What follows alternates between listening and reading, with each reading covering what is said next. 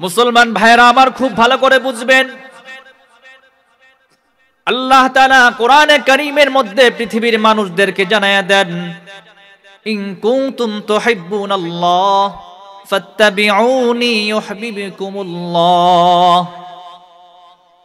পৃথিবীর মানুষ, তোমরা যদি আল্লাহকে ভালোবাসতে চাও,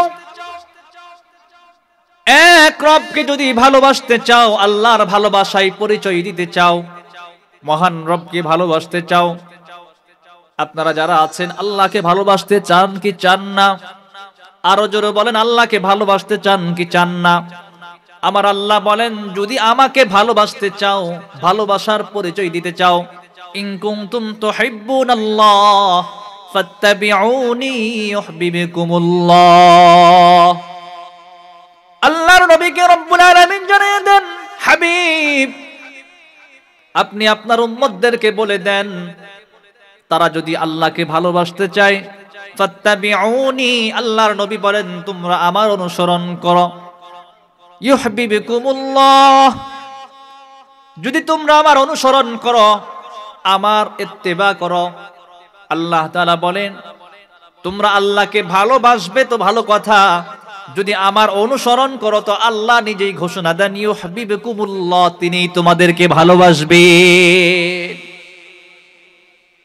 রব্বুল আলামিন ঘোষণা দিলেন, পৃথিবীর মানুষগুলো যদি নবীর অনুসরণ করে, নবীকে ভালোবাসে, আল্লাহ তাআলা বললেন যদি নবীর অনুসরণ করে, আমরা আল্লাহকে ভালোবাসার আগে আল্লাহ রব্বুল আলামিন তার প্রিয় বান্দাদেরকে ভালোবাসবেন। তাহলে আল্লাহর ভালোবাসা পেতে আমরা চাই কি চাই না? আর জোরে বলেন, চান কি চান না? আল্লাহর ভালোবাসা ছাড়া কোনো মানুষ জান্নাতে যেতে পারবে? কথা বলেন, পারবে? কোন মানুষ আল্লাহর ভালোবাসা ছাড়া জান্নাতে যেতে পারবে না। এজন্য রব্বুল আলামিন বলেছেন, হাবিব জানায়া দেন আপনার উম্মতদেরকে, কেউ যদি আল্লাহকে ভালোবাসতে চায়, সেজন্য আপনাকে ভালোবাসে আপনার অনুসরণের মাধ্যমে। ফাত্তাবিউনি, যদি আপনার অনুসরণ করে, আল্লাহর হাবিব বলেন যদি তোমরা আমার অনুসরণ করো, ফাত্তাবিউনি, আমার অনুসরণ যদি করো, ইউহিব্বুকুমুল্লাহ, আল্লাহ তোমাদেরকে ভালোবাসবেন। কে ভালোবাসবেন? যদি আমরা রাসূলের অনুসরণ করি, নবীর অনুসরণ করি, তাহলে আমাদেরকে ভালোবাসবেন কে? আরো জোরে বলেন, কে? আল্লাহর নবী বলেন যদি রাসূলের অনুসরণ আমরা করি, আল্লাহ রাব্বুল আলামিন স্বয়ং তিনি আমাদেরকে ভালোবাসবেন। আর কি করবেন? ভালোবেসে, আল্লাহ বলেন যখন আল্লাহ আমাদেরকে ভালোবাসবেন, শুধু এতটুকুই পুরস্কার না, ভালোবেসে ওয়াগফির লাকুম যুনুবাকুম ওয়াল্লাহু গফুরুর রহিম। আল্লাহর নবী বলেন আল্লাহ আমাদেরকে ভালোবাসবেন, এখানেই শেষ না, ভালোবেসে জীবনে যত অন্যায় করেছি, যত গুনাহ করেছি, যত অপরাধ করেছি, সব অপরাধগুলো আল্লাহ তাআলা ভালোবেসে আমাদেরকে মাফ করে দিবে। মাফ চান কি চান না? জীবনের গুনার জন্য মাফ চান কি চান না? আল্লাহর হাবিব বলেন যদি তোমরা আমার অনুসরণ করো, আমার অনুসরণের মাধ্যমে আল্লাহর ভালোবাসা প্রকাশ করতে পারো, ইউহিব্বুকুমুল্লাহ ওয়া ইয়াগফির লাকুম যুনুবাকুম ওয়াল্লাহু গফুরুর রহিম। আল্লাহ তাআলা তোমাদেরকে ভালোবাসবেন, ভালোবেসে তোমাদের জীবনের সব গুনাহগুলোকে আল্লাহ তাআলা মাফ করে দিবে। জীবনের গুনাহ মাফ করাতে চাইতে, জীবনের গুনাহ যদি মাফ করাতে চান, তাহলে সর্বপ্রথম আল্লাহর নবীকে ভালোবাসতে হবে, মুহাম্মদ আরবীকে ভালোবাসতে হবে। মুহাম্মদ আরবীর ভালোবাসা যদি অন্তরে আসে, আল্লাহ আপনাকে ভালোবাসবেন। এখন ভালোবাসা কিভাবে হবে? আল্লাহর রাসূল বললেন ফাত্তাবিউনি। আল্লাহর কোরআনে আল্লাহ জানায়া দিলেন রাসূলের অনুসরণের মাধ্যমে রাসূলকে ভালোবাসতে হবে। আমরা জানি কেউ যদি কাউকে ভালোবাসে, সে তার ভালোবাসার মানুষের অনুসরণ করে। কেউ যদি কাউকে ভালোবাসে, তার পোশাকটাও তার মতন হয়, তার চলাফেরাও তার মতন হয়, উঠা বসাও তার মতন হয়, ভাবভঙ্গি সব তার মতন হয়। আল্লাহর রাসূলকে যদি কেউ ভালোবাসেন, কেউ যদি মহব্বত করেন, তাহলে তার জীবন চরিত্র, সামাজিক জীবন, রাজনৈতিক জীবন, ঘরওয়ালা সব, পারিবারিক সব কিছু তার হবে মুহাম্মদ আরবীর চরিত্রের মতো। কথা বলেন ঠিক কিনা? বিশ্বনবী জনাবে মুহাম্মদুর রাসূলুল্লাহ সাল্লাল্লাহু আলাইহি ওয়াসাল্লাম হাদিসে পাকের মধ্যে বলেন, মান তাশাব্বাহা বিকওমিন ফাহুয়া মিনহুম, যে ব্যক্তি যার সাদৃশ্য গ্রহণ করে সে তার সাথেই থাকবে। এখন আমরা অন্তরে অন্তরে মনে মনে দাবিদার মহাব্বতের, রাসূলকে আমরা ভালোবাসি, রাসূলকে ভালোবাসি, মুখে কথা বলে কিন্তু কাজে সেটা পরিণত করি না। কথা বলেন ঠিক কিনা?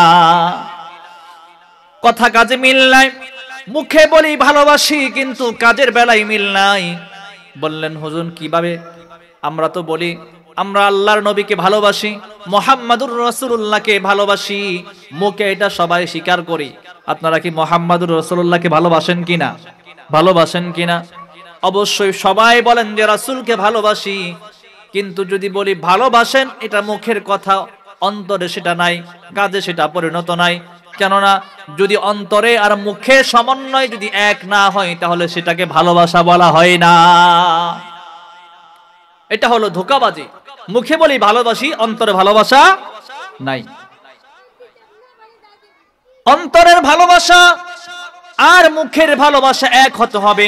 মুখে বলি মুহাম্মাদুর রাসূলুল্লাহকে ভালোবাসি, সেটা কাজে পরিণত করে দেখাইতে হবে। আমি বলি মুহাম্মাদুর রাসূলুল্লাহকে ভালোবাসি, রাসূলুল্লাহর ভালোবাসা আমার দেহের মধ্যে নাই। যদি মুহাম্মাদুর রাসূলুল্লাহকে ভালোবাসি, আমার পোশাকটা মুহাম্মাদুর রাসূলুল্লাহর সুন্নত তরিকায় হবে। যদি মুহাম্মাদুর রাসূলুল্লাহকে ভালোবাসি, আমার পাঞ্জাবিটা মুহাম্মাদুর রাসূলুল্লাহর সুন্নত তরিকায় হবে। যদি মুহাম্মাদুর রাসূলুল্লাহকে ভালোবাসি, খাবার খাইতে বসবো মুহাম্মাদুর রাসূলুল্লাহর সুন্নত তরিকায়। যদি মুহাম্মাদুর রাসূলুল্লাহকে ভালোবাসি, তাহলে আমার বিবাহ অনুষ্ঠান হবে মুহাম্মাদুর রাসূলুল্লাহর সুন্নত তরিকায়।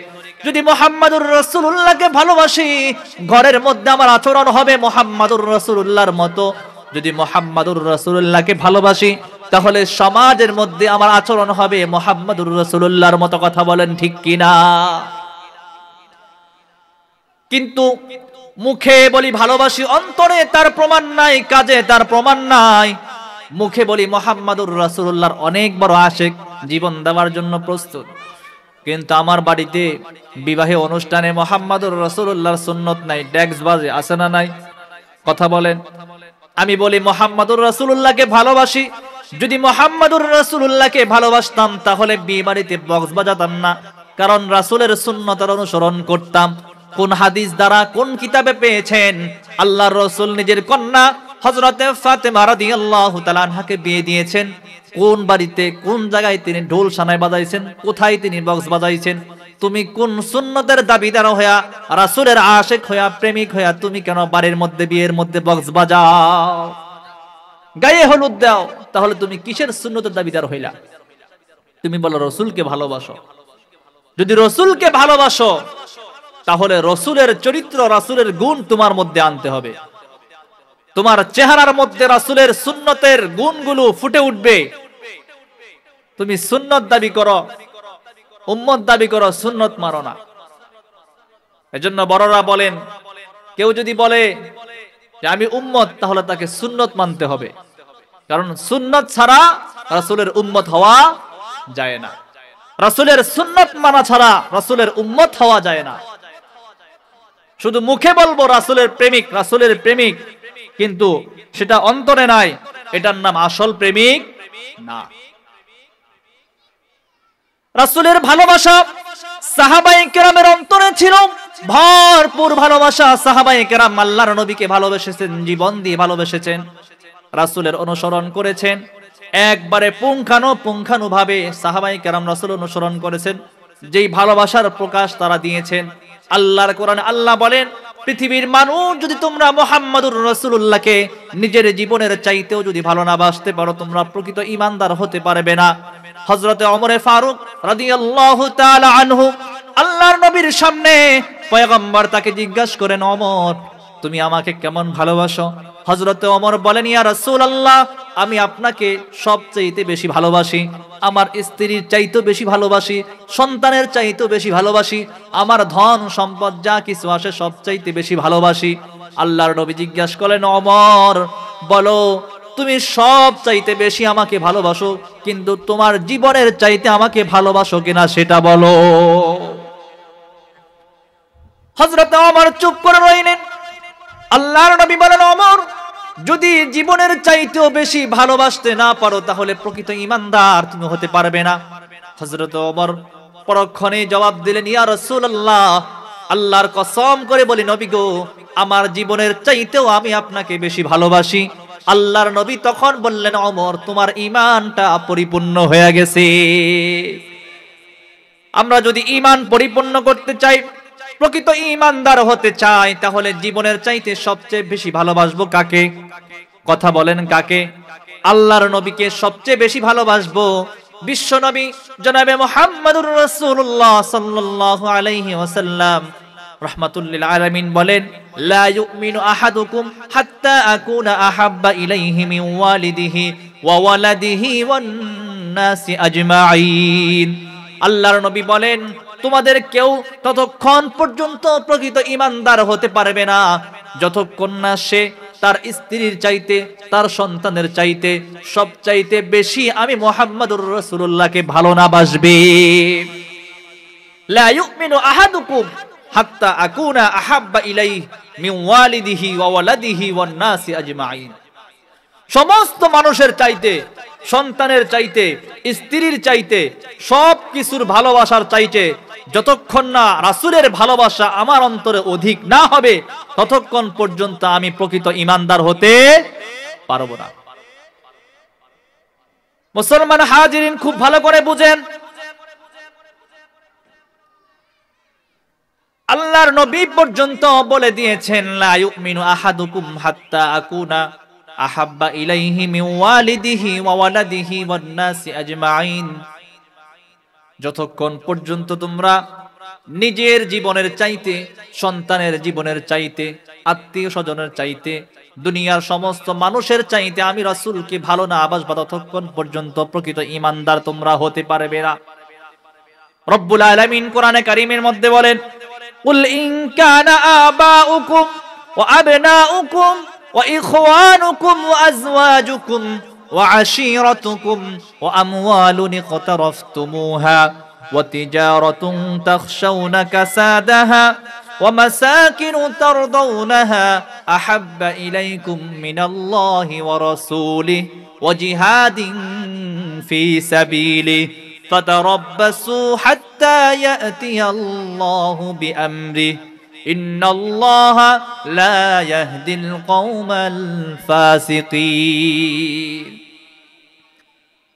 রব্বুল আলামিন বলেন, পৃথিবীর মানুষ খুব ভালো করে শোনো, কুল ইন কানা আবাউকুম ওয়া আবনাউকুম, কুল ইন কানা আবাউকুম ওয়া আবনাউকুম, তোমাদের বাবার মা চাইতে, বাপ দাদার চাইতে, সন্তানের চাইতে, আত্মীয় স্বজনের চাইতে, ভাই বন্ধুর চাইতে, স্ত্রীর চাইতে, স্বামীর থেকে, স্ত্রীর থেকে, দুজনের যে মহাব্বত আছে, স্বামী স্ত্রীর মহাব্বত থেকে, স্ত্রী স্বামীর মহাব্বত থেকে, আত্মীয় স্বজনের মহাব্বত থেকে, ব্যবসা বাণিজ্যের মহাব্বত থেকে, নিজের ঘর বাড়ির মহাব্বতের চাইতে রাসূলের ভালোবাসা যদি অন্তরে অধিক না হয়, আল্লাহ কোরআনে আল্লাহ রাব্বুল আলামিন বলেন, তাহলে তোমরা আল্লাহর গজবের জন্য তোমরা অপেক্ষা করো। যদি জীবনের চাইতে, সন্তানের চাইতে, আত্মীয় স্বজনের চাইতে, বাবা মার চাইতে, সবার কাছ থেকে এর চাইতে বেশি যদি তোমার অন্তরে রাসূলের ভালোবাসা না থাকে, আল্লাহ বলেন তোমরা ফাতারাব্বাসু, অপেক্ষা করো, আল্লাহর আযাবের জন্য অপেক্ষা করো। তাহলে বোঝা গেল জীবনের চাইতেও যদি রাসূলকে ভালো না বাসতে পারি তাহলে আল্লাহর আযাব আমাদেরকে গ্রেফতার করবে। কথা বলেন ঠিক কিনা? সাহাবায়ে কেরাম রাসূলকে কেমন ভালোবাসছেন, রাসূলের ভালোবাসায় জীবন দিয়ে দিয়েছেন, কিন্তু তারা এক চুল পর্যন্ত রাসূলের ভালোবাসা কমতি করে নাই। খুব ভালো করে বুঝবেন কেমন ভালো তারা বেসেছেন। উহুদের যুদ্ধ যখন শেষ হয়ে যায়, সাহাবায়ে কেরামদের যখন লাশ যখন উহুদের ময়দানে খোঁজ করা হচ্ছে, আল্লাহর নবী একজন সাহাবী হযরতে যায়েদ ইবনে সাবিত রাদিয়াল্লাহু তাআলা আনহুকে বললেন, যায়েদ ইবনে সাবিতকে বললেন, যাও যায়েদ, উহুদের ময়দানে যে সমস্ত সাহাবায়ে কেরাম শহীদ হয়েছেন তাদের লাশগুলো তোমরা শনাক্ত করো। একজন সাহাবী যায়েদ ইবনে সাবিতকে আল্লাহর নবী বলেন, যাও, কে কোথায় আছে তার খোঁজ খবর নাও, সবার লাশগুলো শনাক্ত করো, তালিকাভুক্ত করো। একজন সাহাবী যার নাম হযরত সাদ ইবনে রবি। সাদ ইবনে রবির ব্যাপারে হাদিসের মধ্যে আসছে আল্লাহর নবী হযরত যায়েদ ইবনে সাবিতকে পাঠাইলেন, যাও বিশেষ করে সাদ ইবনে রবির লাশটা তুমি তালাশ করো। যদি সাদ ইবনে রবিকে তুমি জীবন্ত পাও, জীবিত অবস্থায় যদি পাও, তাহলে আমার নবীর পক্ষ থেকে তাকে তুমি সালাম বলবা। যায়েদ ইবনে সাবিত ময়দানের দিকে রওনা দিলেন। আবার আল্লাহর নবী ডাক দিলেন, যায়েদ দাঁড়াও।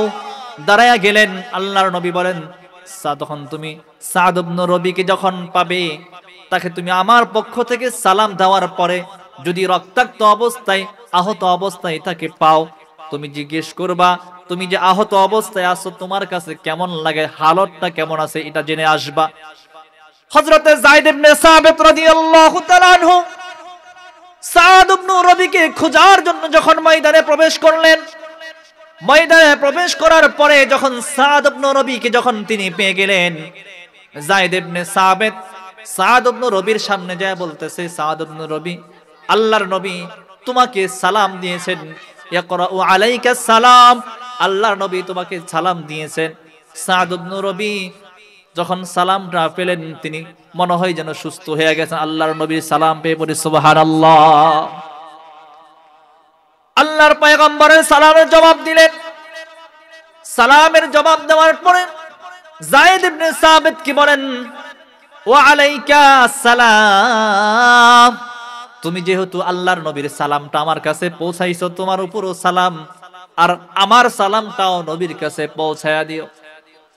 হযরত যায়েদ ইবনে সাবিত সাদ ইবনে রবিকে জিজ্ঞেস করতেছে, তুমি তো এতটাই অসুস্থ, এতটাই আহত, তুমি তোমার শরীরের মধ্যে 70-এর চাইতে আঘাতের দাগ, তোমার শরীরের মধ্যে তীরের আঘাতের, বর্ষার আঘাতের দাগ রয়েছে। তোমার অবস্থা দেখে মনে হচ্ছে কিছুক্ষণ পরেই মনে হয় দুনিয়া থেকে চলে যাবে, বেশিক্ষণ তুমি থাকতে পারবে না, অবস্থা এমন মনে হচ্ছে। তবে সাদ ইবনে রবি, শোনো, আল্লাহর নবী আমাকে আরেকটা কাজ দিয়েছে। নবী বলেছেন, যদি মুমূর্ষু অবস্থায় তোমাকে পাই তাহলে জিজ্ঞেস করতে তোমার অবস্থাটা কেমন, তোমার কাছে কেমন লাগে। হযরত যায়েদ ইবনে সাবিত জিজ্ঞেস করলেন সাদ ইবনে রবিকে, তোমার এখন কি অবস্থা, তোমার শরীরে 70-এর চাইতেও বেশি তীরের আঘাত, রক্তাক্ত অবস্থায় ময়দানে পড়ে রয়েছো, তোমার কাছে কেমন লাগে, এই আহত অবস্থায় তোমার কাছে অনুভূতিটা কি? মুসলমান ভাইরা খুব ভালো করে বুঝবেন, আল্লাহর নবীর সাহাবী সাদ ইবনে রবি কি জবাবটা দেয় দেখেন। হযরত সাদ ইবনে রবি বলতেছেন, রাসূলের প্রেমে আমি আসক্ত হয়েছি, আল্লাহর নবীর প্রেমে আসক্ত হয়ে জিহাদের ময়দানে এসেছি, আল্লাহর দ্বীনের জন্য যুদ্ধ করেছি, 70-এর চাইতেও আঘাতের দাগ চিহ্ন আমার শরীরের মধ্যে আছে, হয়তো দুনিয়া থেকে কিছুক্ষণের মধ্যেই চলে যাব। তবে যায়েদ ইবনে সাবিত, তোমাকে বলি শোনো, আল্লাহর নবীকে যা বলবা, আমি আহত হয়েছি ঠিক, কিন্তু আমি এই যুদ্ধের ময়দানে আহত অবস্থায় আজিদু রিহাল জান্নাহ, এই ময়দান থেকেই আমি জান্নাতের সুঘ্রাণ পাচ্ছি।